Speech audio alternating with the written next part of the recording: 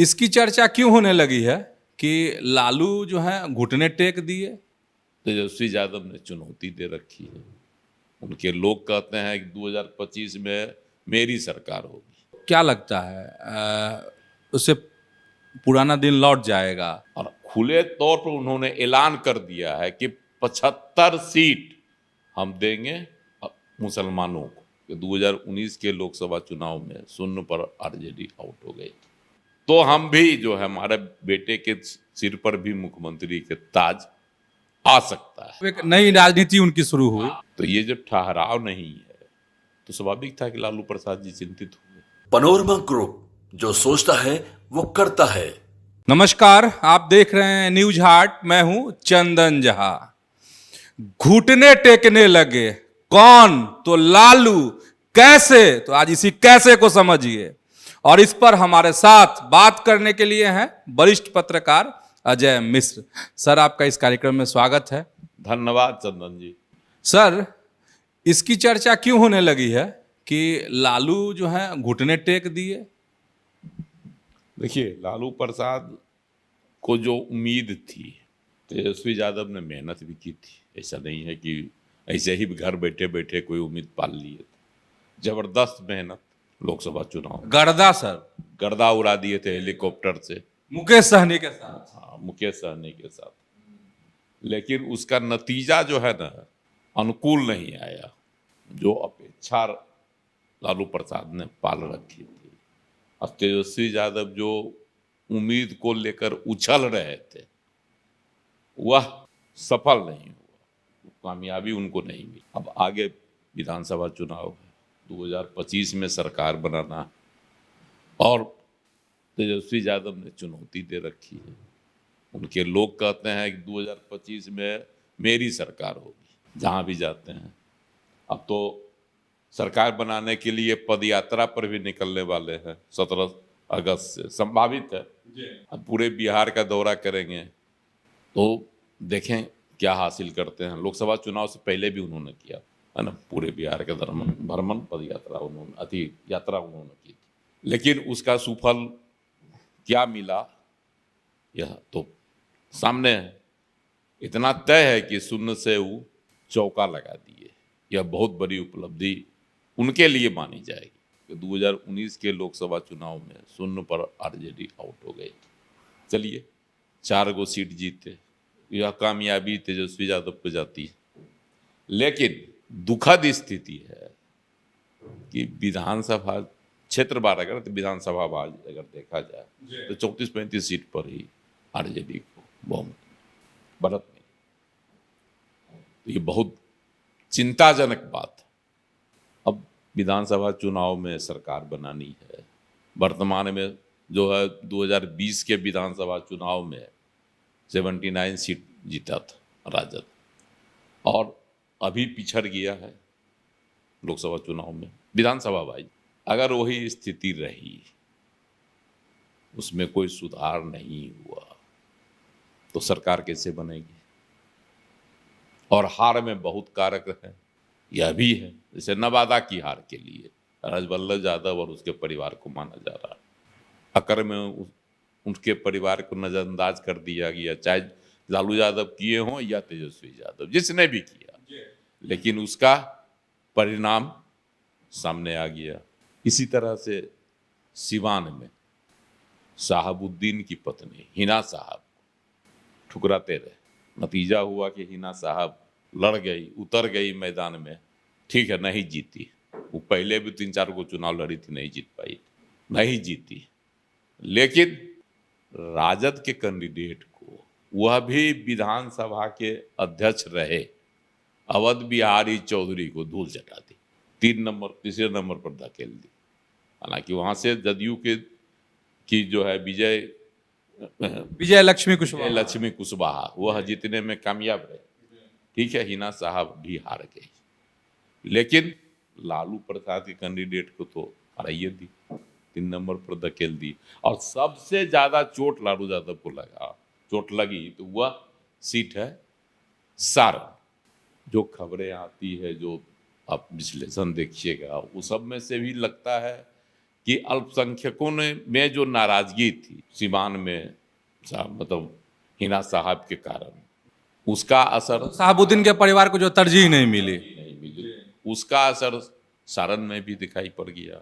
और लालू प्रसाद खुद मेहनत किए, कहीं और किसी लोकसभा सीट क्षेत्र में वो नहीं गए, लेकिन रोहिणी आचार्य जो सारण से लड़ रही थी आरजेडी से, उसको जिताने के लिए लालू प्रसाद खुद वहां डटे रहे, फिर भी वह हार गई।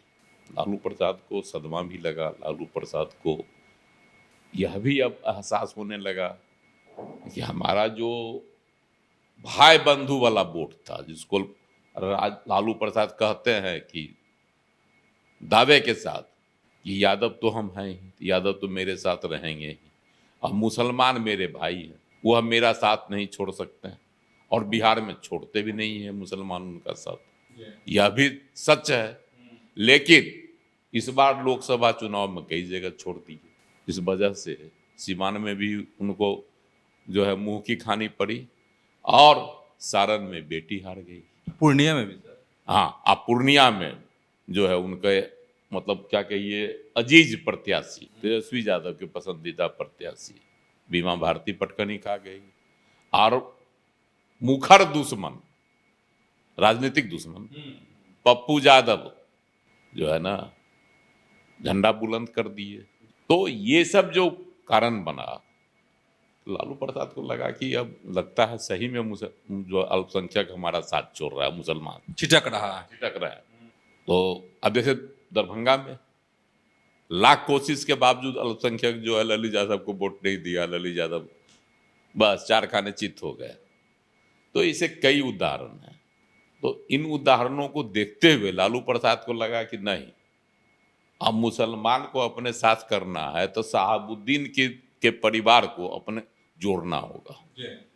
जो खबर है उसमें हिना साहब खुद नहीं आई है ना, बजाते उसमें मीडिएटर की भूमिका एक एमएलसी ने निभाई, और लालू प्रसाद जी वहां गए, मिले, तेजस्वी यादव भी साथ में थे, रात के अंधेरे में मिले, खुले तौर पर कोई ऐलान नहीं हुआ कि आज मुलाकात होगी, मिलेंगी, बैठक होगी, है ना।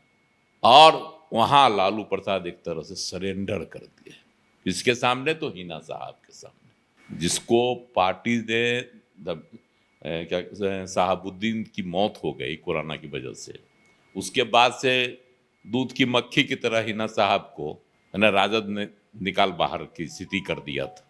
वह जो है वहां जाकर उनके साथ रात में किए, बातचीत हुई, क्या बातचीत हुई अभी तक नहीं आई, लेकिन बातचीत हुई, राजनीतिक बातें ही हुई होगी, तय है आश्वासन मिला होगा कि बेटा को टिकट देंगे, या फिर और जो राजनीतिक बातें होती है वह हुई होगी। इसको लोग इसी नजरिए से देख रहे हैं कि लालू प्रसाद ने सरेंडर कर दिया, किसके सामने, तो हिना साहब के सामने घुटने टेक दिए। किस लिए, तो अल्पसंख्यकों का वोट, मुसलमानों का वोट जदयू के साथ, आरजेडी के साथ जुड़ा रहे, और मुसलमान छिटक रहे हैं। यह जो है कई इसके कारण आ रहे हैं। एक तो प्रशांत किशोर जी भी पूरे दमखम के साथ 2025 के विधानसभा चुनाव में टक्कर देने के लिए कमर कस ली है।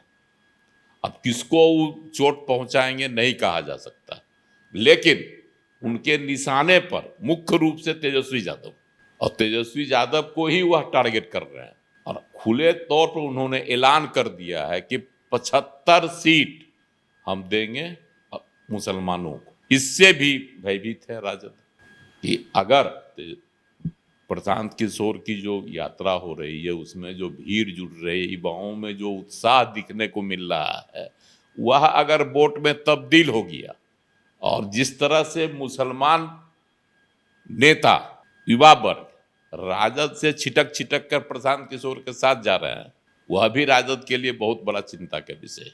राजद के प्रदेश अध्यक्ष जगदानंद सिंह ने लेटर जारी कर दिया, जो जाएगा उस पर कार्रवाई होगी। बावजूद इसमें ठहराव नहीं हो रहा है, कमी जरूर हुई है, ठहराव नहीं है। तो ये जो ठहराव नहीं है, तो स्वाभाविक था कि लालू प्रसाद जी चिंतित हुए। तो मुसलमानों को जोड़े रखने के लिए उनको फौरी तौर पर सबसे मुफीद लगा हिना साहब से दोस्ती करना, फिर से पुराने दिनों को तब लाना। अब देखिए इसका अच्छा चुनाव में उनको फायदा मिलता है, परिणाम मिलता है। तो ये सब अद्भुत एक और प्रकरण कुर्मी सम्राट कहिए, कुर्मी का नेता कहिए, 1994 में एक बड़ी कुर्मी चेतना रैली हुई थी गांधी मैदान में। उसके कर्ता धर्ता सर्वे सर्वा थे जिन्होंने आयोजन किया था और सीधा आरोप लगाया था, उस समय जनता दल था, उसमें जो है कुछ जैसे कुर्मी जातियों की, कोयरी जातियों की, इन लोगों की उपेक्षा की जा रही और हम लोगों को अधिकार के लिए सचेत होना होगा, सजग होना होगा।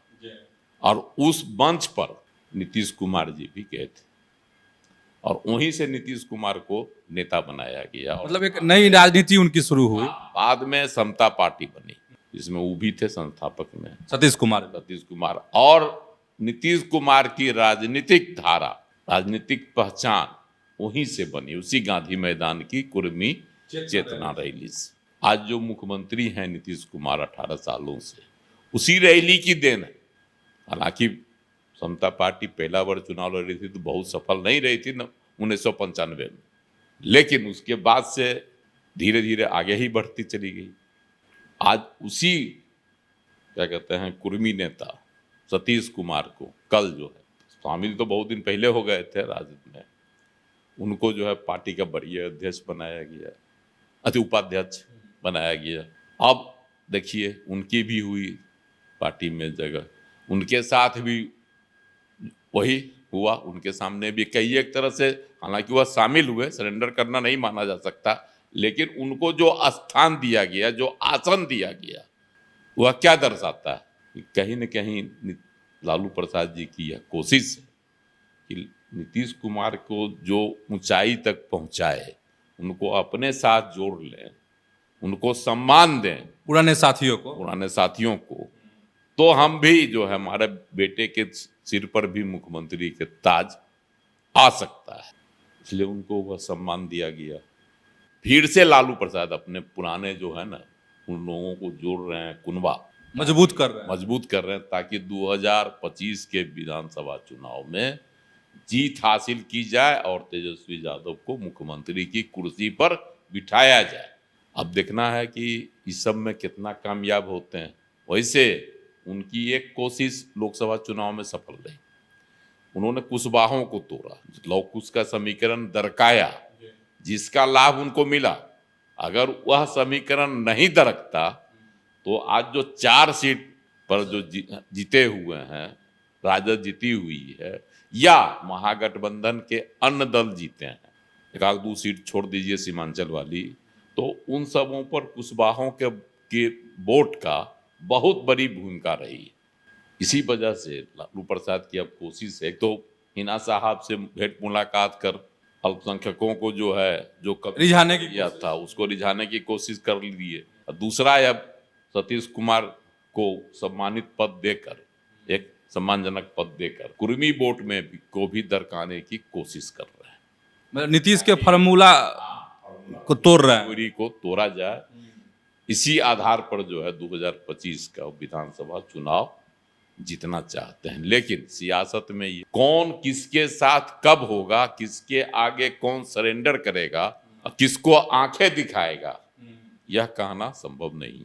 अच्छा सर, तो ठीक है, पुराने फार्मूले पे काम करने लगे लालू, तो क्या लगता है उससे पुराना दिन लौट जाएगा, बम्पर जीत हो जाएगी आरजेडी की, मतलब अगले चुनाव में, विधानसभा चुनाव में? कोशिश लालू प्रसाद की यही है कि नीतीश कुमार जब से अलग हुए हैं, एनडीए के साथ नीतीश कुमार गए हैं।